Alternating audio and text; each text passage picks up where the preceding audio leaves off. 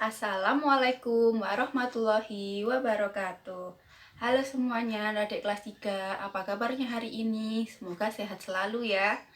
Oke, kali ini kita akan belajar tema 1, subtema 1, pembelajaran 5 tentang ciri-ciri makhluk hidup.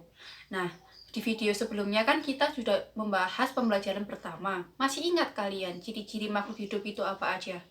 Oke, ciri-ciri makhluk hidup itu ada 6. Yang pertama, dia bergerak, kedua bernafas, ketiga tumbuh, keempat membutuhkan makan dan minum, yang kelima berkembang biak, dan keenam peka terhadap rangsang. Nah, di pembelajaran kelima ini kita akan membahas tentang gambar berseri tentang Udin dan teman-temannya. Perhatikan gambar berikut ya.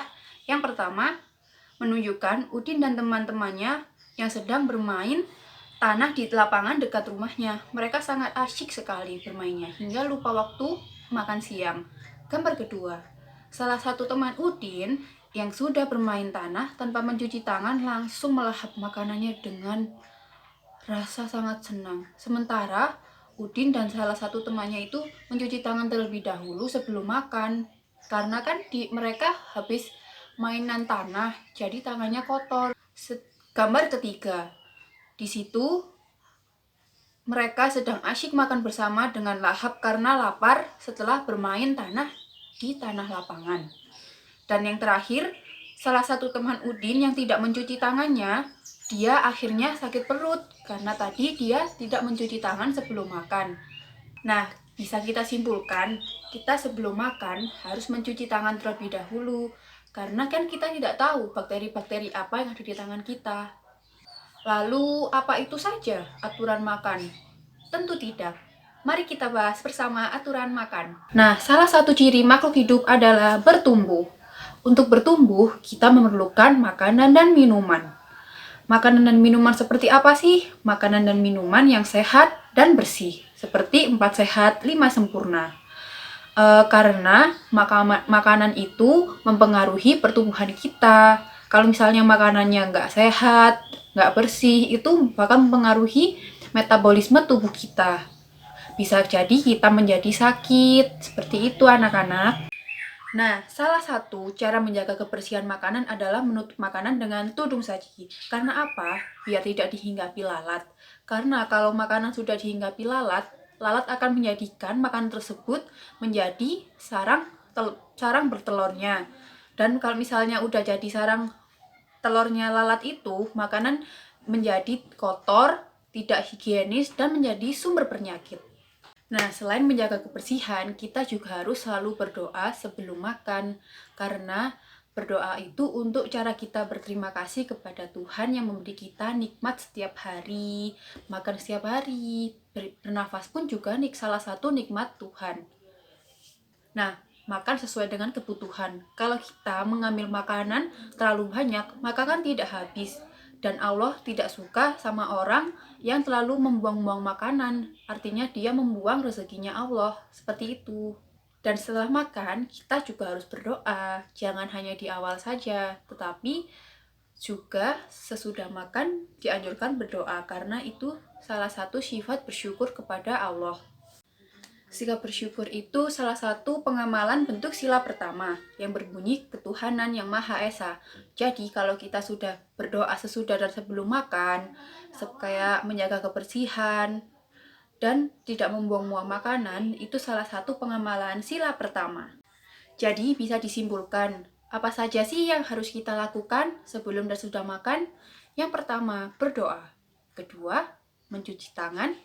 Ketiga, mengambil makanan tidak berlebihan, karena Allah tidak suka orang mubazir. Yang keempat adalah makan makanan yang bergizi seperti 4 sehat, 5 sempurna. Contoh minuman yang sehat adalah susu sapi. Beberapa perusahaan memproduksi susu sapi dalam bentuk kemasan kotak siap saji agar mudah dikonsumsi. Susu dihasilkan oleh sapi perah. Sapi perah itu sapi yang dikembangbiakan secara khusus karena kemampuannya dalam menghasilkan susu dalam jumlah besar. Nah, berikut ini adalah contoh jumlah susu kemasan kotak yang dapat dihasilkan oleh beberapa perusahaan. Yang pertama, perusahaan A. Jumlah susu kemasan yang dihasilkan per bulan adalah 1.200 kotak. Yang kedua, perusahaan B. 3.000 kotak. Ketiga, perusahaan C, 4.800 kotak. Yang keempat, perusahaan D, 3.250 kotak.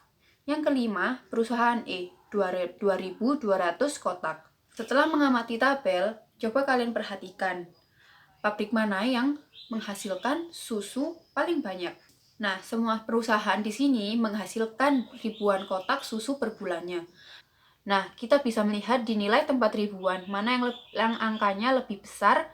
Ya, angka yang lebih besar ada di perusahaan C karena menghasilkan 4.800 susu kemasan per bulannya. Dan perusahaan mana yang menghasilkan susu kemasan paling sedikit per bulannya? Caranya seperti tadi, kita melihat angka ribuannya tetapi yang lebih kecil. Coba lihat perusahaan A. Perusahaan A menghasilkan 1.200 kotak susu kemasan setiap per bulannya. Jadi, perusahaan yang paling banyak adalah perusahaan C dan yang paling sedikit adalah perusahaan A. Nah, selanjutnya, berapa jumlah susu kotak yang dihasilkan perusahaan A dan perusahaan E? Nah, karena yang ditanyakan jumlahnya, maka kita akan menyumlahkan jumlah susu kotak perusahaan A dan perusahaan E. Kita menggunakan teknik susun. 1.200 ditambah 2.200.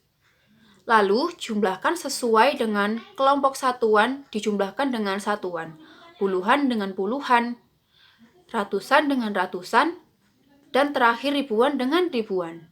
Ayo kita jumlahkan. 0 tambah 0 sama dengan 0. 0 tambah 0 sama dengan 0. 2 ditambah 2 sama dengan 4, 2 ditambah 1 sama dengan 3. Jadi jumlah susu kemasan perusahaan A dan E berjumlah 3.400 susu kemasan kotak. Nah, sudah paham kan bagaimana cara menjumlahkan dengan teknik susun dan tidak menyimpan? Apalagi aturan makan, pasti sudah paham karena kalian melakukannya di kehidupan kalian sehari-hari. Semoga ilmunya bermanfaat dan mohon maaf bila ada salah kata. Wassalamualaikum warahmatullahi wabarakatuh.